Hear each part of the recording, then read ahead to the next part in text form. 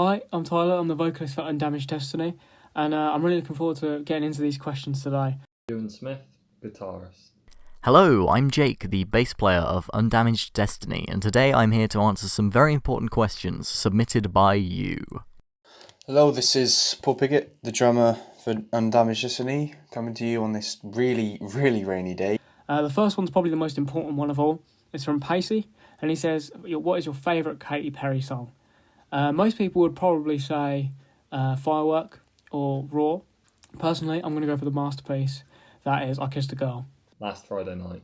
So, we start off with a very serious question. This question only really has one true answer, and that answer is the 2008 smash hit, Hot and Cold. Hello, Pacey. My favourite Katy Perry song, there are some good ones. Firework's a good one. I'm going to have to go with Raw, though. I really like Raw.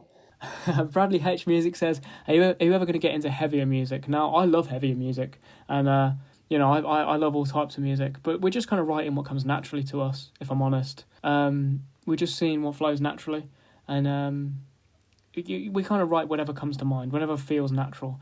We've got the tracks we've written so far are quite different from each other. So Conceited's quite a simple, catchy, anthemic track, whereas Evelyn's more of a weird, trippy, sort of hard-hitting track. And we've got another song, which is more of a groovy kind of, almost southern rock type song. It's got a bit of a swing feel to it. And then we've got Clipped Wings, which is the track we played at the Prince, which is a really moody, kind of grungy song. So yeah, they're all quite different from each other, and we're all, and I think that's really cool. It's good to have a variety. But if a heavier track came along, I'd be very excited and I'd embrace it. And I'm definitely down for getting into heavy music, but we're just writing whatever comes naturally to us. I don't know. It really depends on what comes, really. I can't provide a solid answer to that question at the minute, but I would say most likely. When lockdown's over, we're going to be getting together and hopefully piece together all the new ideas we've had. We've been doing quite a lot of writing in lockdown, and by the looks of it, it's looking likely it could be some of our heaviest stuff yet. Well, we'll have to see, I suppose, the answer to that one. Not opposed to it. Obviously, where I am, or where we are at the moment, is sort of my forte, sort of where I want to be, sort of stuff I like, but I'm open to doing heavier music if and when the time comes. Definitely, yes. Joseph McCormack says, where did the inspiration from your band name come from? Now, I've actually got an audio snippet here to answer this question. That's practically the inspiration for our name, but it's kind of a homage to our heroes, to our idols. And at the same time, it's a cool title, I think, because it's very open-ended. It's a title that, you can interpret in many ways. Now, everyone's got their own individual destiny, and I think that it's cool because the audience can kind of interpret that title how they wish. And, I think it's a cool title, and it kind of sums up what we're doing nicely. So not only is it a homage to our idols, but it's also quite open-ended and allows the audience to interpret it how they wish. I honestly don't know where the name inspiration came from. I think I was ill at the time. Just remember one day, like, oh yeah, this is our name now. So I was like, okay, fair enough.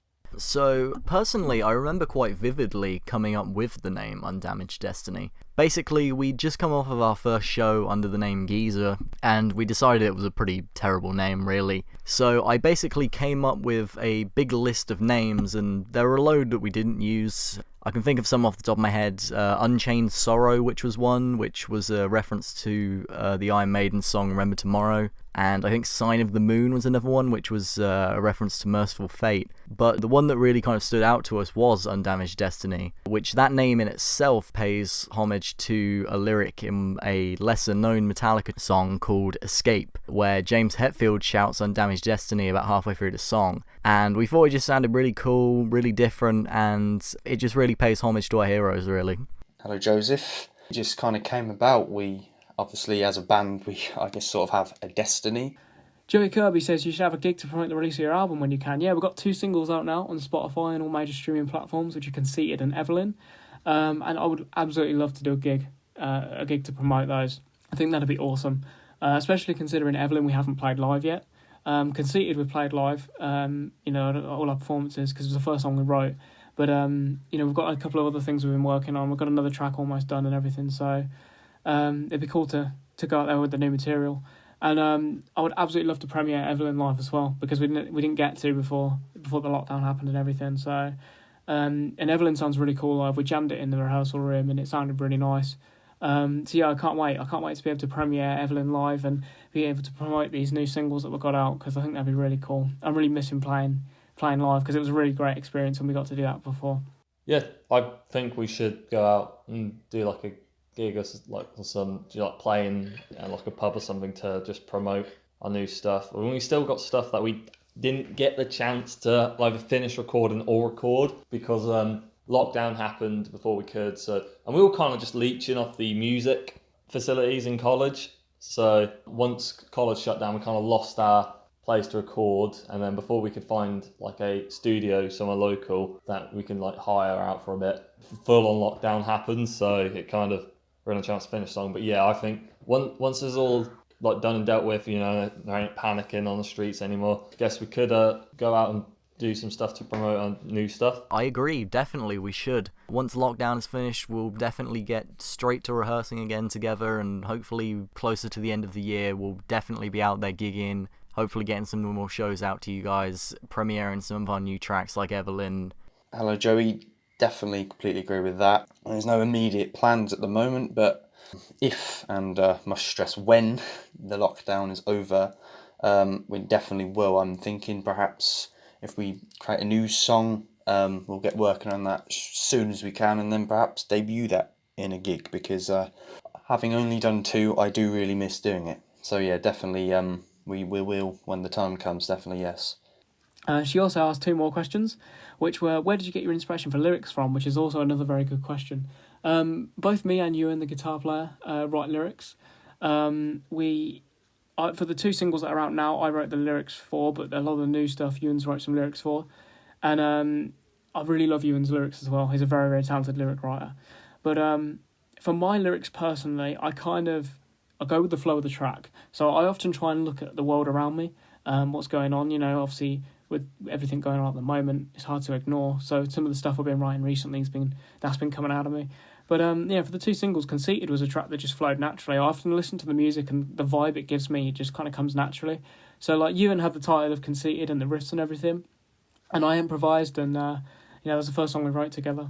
And I improvised and eventually come up with what it is now, and it's a super simple, straight to the point, easy to understand track about being fucked over and fresh starts and, wanting to start again. And the 2 contrasting feelings between the narrator and the individual on the other side. Whereas Evelyn was trying to get into a different mindset. Evelyn's about somebody that the band knows, who takes hallucinating drugs and sees a woman named Evelyn in his hallucinations. So I thought that'd be a really interesting lyrical theme. So for that, I tried to get into like the mindset. I tried to put myself in somebody else's shoes in the situation, and from like a first-person narrative. And I thought that was a really fun track to do, a really interesting track to do as well, because it was really interesting lyrically. But yeah, I kind of look at the world around me, what's going on. Not only my own experiences, but in general, the world. I think a lot, tend to look at the world around me. But again, if I see, let's say if I watch a documentary or something that affects me on an emotional level, I might, put that into a song, or I kind of just, the track kind of flows naturally for me. Like, if Ewan comes up with a riff and I listen to it and it kind of evokes a certain emotion in me, then I kind of follow that, and usually the lyrics just come naturally to me. So I'm open to anything, but I'm always looking around at what's going on. So I can't speak for Tyler about what inspires him lyrically, but it's me and Tyler, Tyler's written most of the lyrics so far, and I'm dabbling in it right now. I'm writing a few stuff for some songs. Guess what I try to write about is just stuff I've been through, or things I'm feeling, I guess. That doesn't sound pretentious, but I don't know. So maybe like a past experience, I've tried to put that into a song or something, if it's like still pissing me off today or something like that. Or if there's like a certain theme that I see repeated a lot, I'm like, wonder if I can tap into that. Like, there's a lot of nostalgia nowadays for like, the good old days. And maybe it's always been that way, but I think for the internet, there's a lot of people who weren't from those days being nostalgic for those kind of days. So I kind of wrote a song about that. I kind of have the same mentality, I guess. I listened to most stuff in the 90s, but I guess I'm not that nostalgic for a time I didn't exist in. But, I'll just, whatever I'm feeling or something I want to talk about, I guess I'll try and write to a riff, I guess. So personally, I don't do much lyric writing, and that's because I like to focus more on the instrumental side of things. But we are very fortunate as a band to have a very talented vocalist who can write some amazing lyrics and can also do some very impressive improvisation if he needs to. We've also got Eoan, who has been recently more writing lyrics for some of our newer songs, and it's sounding to be some of our best work yet. I'm looking forward to sharing it all with you. Obviously, that's not really my kind of area. I'm not the lyrical writer. I do perhaps at some point in the future hope to do some lyric writing, I suppose, if and when, again, the time comes. I've got an idea for a song what I think would be pretty cool. I'll probably work with Tyler on that because I'm not exactly professional at lyric writing. I've got a drum part what I think would be pretty cool for that. I've just got the basic tone of the song. And again, like I said, I can't really say much about lyrics themselves, but obviously about formation of the songs. Obviously Evelyn, that was, let's say, conceived from me and Jake just sitting thinking of some mad stuff to play, and then that kind of sprang from that. Yeah, I can't really answer that one, but I just have to say hats off to Tyler and Ewan for your lyrics, because they are absolutely incredible. Lee Quantrill says, who inspired you the most to do this? That's a really great question. Now, musically, I'd say bands, the bands that got me into music were Queen, Iron Maiden, and Motorhead. Growing up, I really got into bands like Machine Head and Slipknot. I grew up in a music-loving family. My dad was in the rock band The Calling. I grew up in the local music scene, and there's some great local bands. I grew up going to gigs, and then I grew up to going to local gigs as well. And, I've always kind of thought, I'd love to be that person on the stage. That's kind of my biggest inspiration, I guess. Growing up, seeing all these different artists and performers and everything, and I've always thought it'd be really cool to be that person on the stage performing. And, I guess that's mine, my greatest inspiration. Just wanting to be that person on the stage. Which is often what I thought about when I'm in the audience. I always think that'd be really cool to be out there. What inspired me to do all this, I guess, musically, quite inspired by a lot of the Seattle sound stuff, so like Soundgarden, and my favourite band, Alice in Chains, Helmet, a little bit of Nirvana. That kind of scene stuck with me, and then 90s Norwegian black metal scene, which was a very homegrown scene, like Mayhem, Bertsum. I'm not sure if it's controversial to say I like Bertsum in public. I don't know, I just like the idea that these people came together and made their own scene, that as a 15-year-old boy in England in 2016 could listen to this music that was practically homegrown from Oslo, Norway. It always inspired me, and Bertsum especially. Varg was just one guy, and he wrote 3 black metal albums by himself. Did the drumming himself, he did the guitars himself, he did the bass himself, did the vocals himself, did the keyboards himself.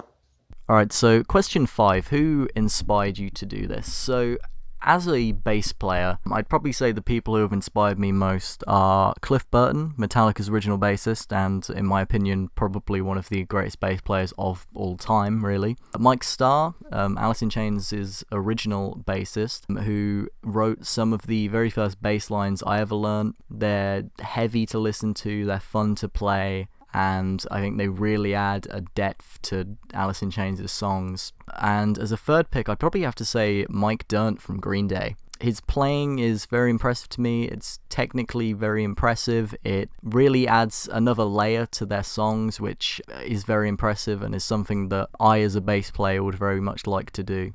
That's a really difficult question. So in terms of localized inspiration, let's say, it's obviously it was just organic. It started obviously as a media project, and it sprang from there.